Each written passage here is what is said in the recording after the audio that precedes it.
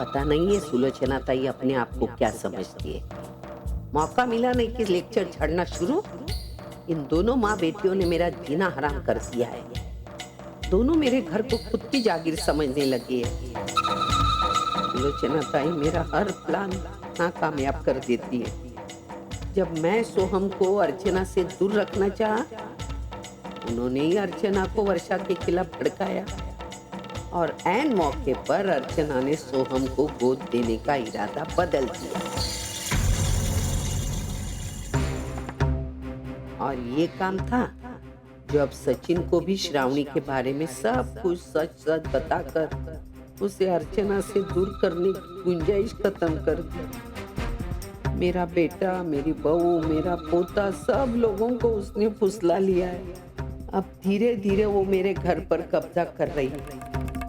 अगर ऐसा ही चलता रहा तो एक दिन मुझे हाथ में कटोरा देकर धक्के मारकर बाहर निकाल देंगे। नहीं नहीं, मैं ऐसा नहीं होने दूंगी। कटोरा मेरे हाथ में नहीं, अर्चना और सुलोचना के हाथ में होगा। इस बार मैं कामयाब होकर ही दिखाऊंगी। हाँ।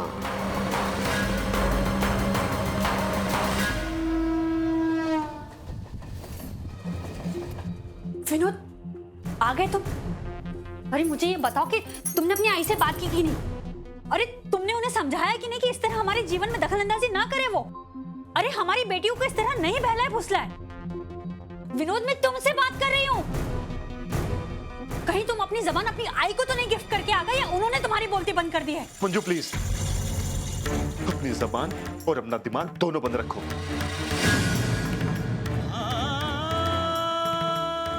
भाई के सामने कुछ नहीं कह सका। क्यों? डर गए थे या हिम्मत ही नहीं हुई तुम्हारी? हाँ, डर गया हूं मैं। हिम्मत नहीं हुई मेरी आई के सामने जाने की। और आई के साथ जो कुछ भी किया, उसके बाद उनके सामने जबान खोलना तो दूर, उनसे नजरें भी नहीं मिला सकता हूं मैं। अरे कैसी बातें कर रहे हो तुम? कहीं होश तो नहीं खो बैठे अपने? नहीं मंजू, होश में तो मैं अब आया हूं। तुम्हारी बातों में आकर, तुम्हारे दबाव में आकर मैंने अपनी जिंदगी की सबसे बड़ी गलती की है। लेकिन मंजू, इसमें तुम्हारा क्या दोष? गलती तो मेरी है कि मैंने अपने दिमाग का इस्तेमाल नहीं किया। गलती मेरी है कि मैं गलत रास्ते पर चल निकला। तो अब उस गलती का प्रायश्चित भी मैं ही करूंगा। अरे कैसी बातें कर रहे हो तुम?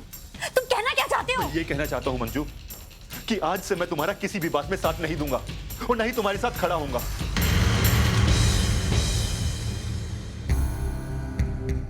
अब समझ में आया मंजू, आई से ये घर लेने के बाद भी ये घर हमारा क्यों नहीं हुआ? क्योंकि हम अधिकारी ही नहीं है इस घर के। हे भगवान, क्या करूं मैं? अरे हाथ जोड़ती हूँ, ये भाषणबाजी बंद करो और अब ये सोचो कि कल को ये घर हमारे हाथ से निकल जाएगा ना, तो हम कहाँ जाएंगे, किसके दरवाजे पर जाकर अपना सर फोड़ेंगे? वो तुम सोचो। मैंने गलती की है तो उसकी सजा भी मैं ही भुगतूंगा। लेकिन आज से मैं तुम्हारी कोई बात नहीं मानूंगा। अरे पागल तो नहीं हो गया? मैं तुमसे बात कर रही हूँ, मेरी बात का जवाब। विनोद, इस तरह विनोद, विनोद मेरी बात का जवाब दो। विनोद! हे पप्पा, अरे क्या करूं मैं इस आदमी का? हर बार की तरह इस बार भी वो मुझे पीठ दिखाकर चला गया। बोला ना मला, मैं काहे करूं? इसके पहले कि ये घर हमारे हाथ से निकल जाए, मुझे ही कुछ करना होगा।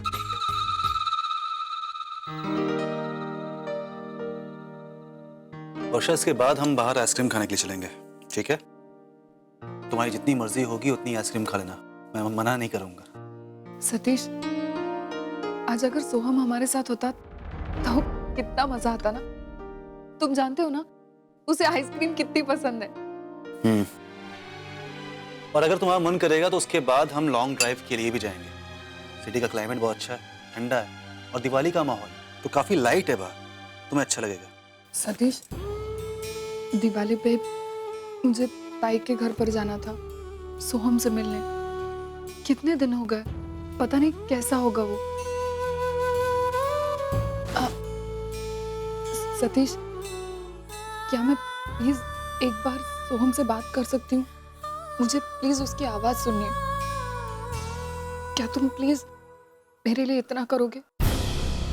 वर्षा, मैं जरूर करता, लेकिन तुम जानती हो ना कि यहाँ पर आने के बाद मेरा सेल फोन कहीं गायब हो गया, तो उसके साथ सारे नंबर चले गए।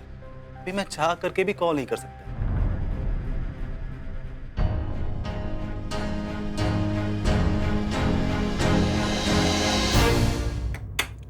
चलो अब हम बाहर चलते हैं, ठीक है? सतीश प्लीज, मुझे कहीं नहीं जाना। मेरा मन नहीं कर रहा। ठीक है, मूड नहीं है तो मत जाओ। मैं जाता हूँ बाहर, तुम्हारे लिए आइसक्रीम ले आता हूँ। ठीक है।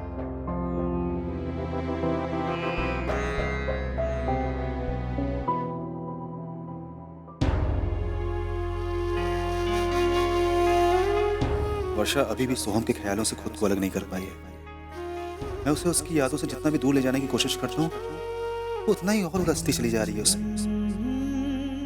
मुझे कुछ समझ में नहीं आ रहा है, मैं क्या करूं जिससे वर्षा ठीक हो जाए और वो सोहम के बारे में सोचना बंद कर दे।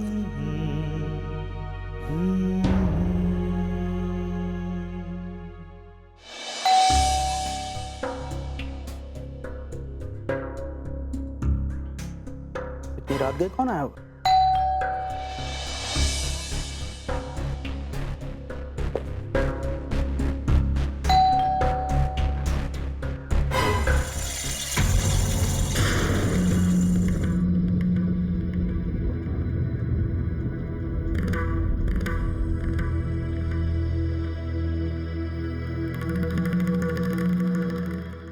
अरे मोटे, कान में रुई डाल के बैठा था क्या?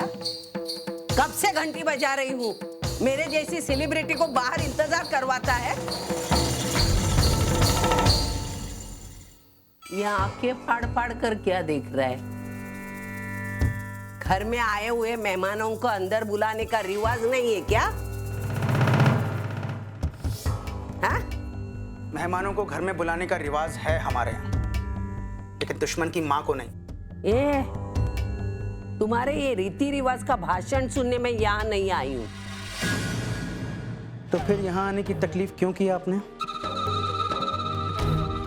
शायद आप अपने बेटे के लिए मुझसे रहम की भीख मांगने आई, या फिर मुझसे ये विनती करने आई कि मैं करंजकर घर की नीलामी में हिस्सा ना लूं। अगर ऐसा है तो आप अपना वक्त जाया कर रही हैं।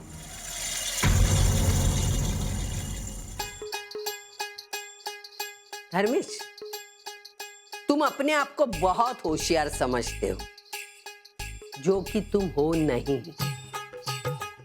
और इसी गलतफहमी में तुम अपने मुंह के बल पर गिर जाते हो। तुम दूसरों की जिंदगी में दखल देना पहले बंद करो, क्योंकि दूसरों को खड्डे में डालने के चक्कर में तुम अपने आप को खड्डे में डालते हो।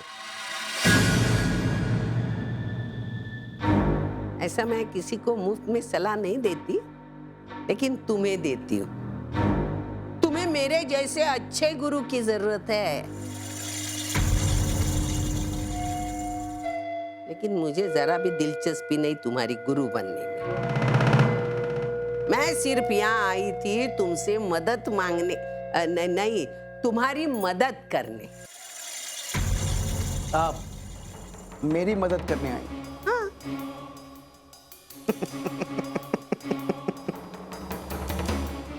कमाल है, चूहा सांप से दोस्ती करने की बात कब से सोचने लगा?